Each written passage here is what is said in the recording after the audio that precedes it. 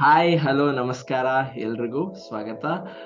ನನ್ನ ಹೆಸರು ಮಧು ಕಶ್ಯಪ್, ನಾನೊಬ್ಬ ಆಸ್ಟ್ರೋಫಿಸಿಸ್ಟ್. ಇಂದು ನಾವು ಟ್ವಿನ್ ಪ್ಯಾರಾಡಾಕ್ಸ್ ಅಂದ್ರೆ ಏನು ಅಂತ ತಿಳ್ಕೊಳ್ಳೋಣ.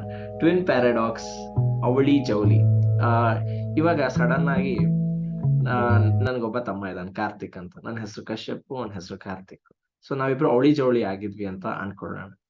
ಸೊ ಇವಾಗ ನಾನು ಇಲ್ಲಿ ನಿಮ್ಗಳ ಮಧ್ಯೆ ವಿಡಿಯೋ ಮಾಡ್ಕೊಂಡು ಅರ್ಥಲ್ಲಿ ಒಂದಷ್ಟು ಎಕ್ಸ್ಪೆರಿಮೆಂಟ್ ಮಾಡ್ಕೊಂಡು ನನ್ನ ಜೀವನ ನಾರ್ಮಲ್ ಆಗಿ ಈಗ ಹೆಂಗ್ ನಡ್ಸ್ಬೇಕು ಹಂಗ್ ನಡ್ಸ್ಕೊಂಡು ಹೋಗ್ತಾ ಇರ್ತೀನಿ. ನನ್ನ ತಮ್ಮನ್ನ ಒಂದು ರಾಕೆಟ್ ಶಿಪ್ ಅಲ್ಲಿ ಹಾಕಿ ಅವ್ನ್ ಸೇಮ್ ಏಜ್ ಅನ್ಕೊಳ್ಳೋಣ. ಇಮ್ಯಾಜಿನೇಷನ್ಗೆ ಟ್ವಿನ್ಸ್ ಅಂತ ಕರೀತಾನಲ್ಲ, ಸೇಮ್ ಏಜ್ ಅಂತ ಅನ್ಕೊಳ್ಳೋಣ. ಏನಾಗತ್ತೆ ಅಂದ್ರೆ ಇವಾಗ ಅವನು ರಾಕೆಟ್ ಶಿಪ್ ಹತ್ತಿ ಹೋಗ್ತಾನೆ. ಸ್ಪೀಡ್ ಆಫ್ ಲೈಟ್, ಅಷ್ಟು ಸ್ಪೀಡಲ್ಲಿ ಹೋಗ್ತಾನೆ. ಸ್ಪೀಡ್ ಆಫ್ ಲೈಟ್ ಎಷ್ಟು ಫಾಸ್ಟ್ ಅಂದ್ರೆ, ನಾನೀಗ ನನ್ನ ಫಿಂಗರ್ನ ಹಿಂಗೆ ಸ್ನ್ಯಾಚ್ ಮಾಡಿದ್ರೆ ಭೂಮಿ ಸುತ್ತ 8 ಟೈಮ್ಸ್ ಸುತ್ತ ಬಂದ್ಬಿಟ್ಟಿರುತ್ತೆ ಒಂದು ಫೋಟಾನ್. ಅಷ್ಟು ಫಾಸ್ಟ್ ಸ್ಪೀಡ್ ಆಫ್ ಲೈಟ್ ಅಂದ್ರೆ.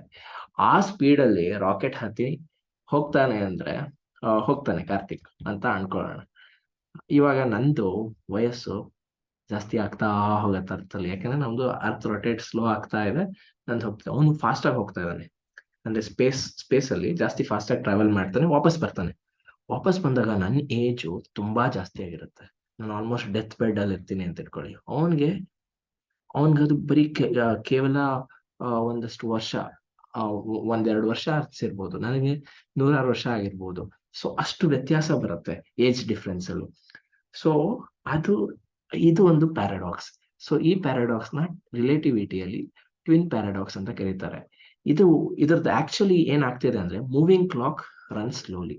ಅಂದ್ರೆ ನೀವು ಫಾಸ್ಟ್ ಆಗಿ ಹೋದಷ್ಟು ನಿಮ್ ಗಡಿಯಾರ ಸ್ಲೋ ಆಗಿ ಹೋಗುತ್ತೆ. ಸ್ಲೋ, ಇದನ್ನ ಟೈಮ್ ಡೈಲೇಷನ್ ಅಂತ ಕರೀತಾರೆ ರಿಲೇಟಿವಿಟಿ ಟರ್ಮ್ಸ್ ಅಲ್ಲಿ. ಟೈಮು ಡೈಲೇಟ್ ಆಗುತ್ತೆ, ಕಮ್ಮಿ ಆಗುತ್ತೆ. ಅಂದ್ರೆ ನೀವು ಫಾಸ್ಟ್ ಆಗಿ ಹೋದಷ್ಟು ಟೈಮ್ ಸ್ಲೋ ಆಗುತ್ತೆ. ಸೊ ಈ ಆ ಇದು ಈ ಅದ್ಭುತವಾದ ವಿಷಯನ ಐನ್ಸ್ಟೈನ್ ಕಂಡು ಹಿಡಿದಿದ್ದು.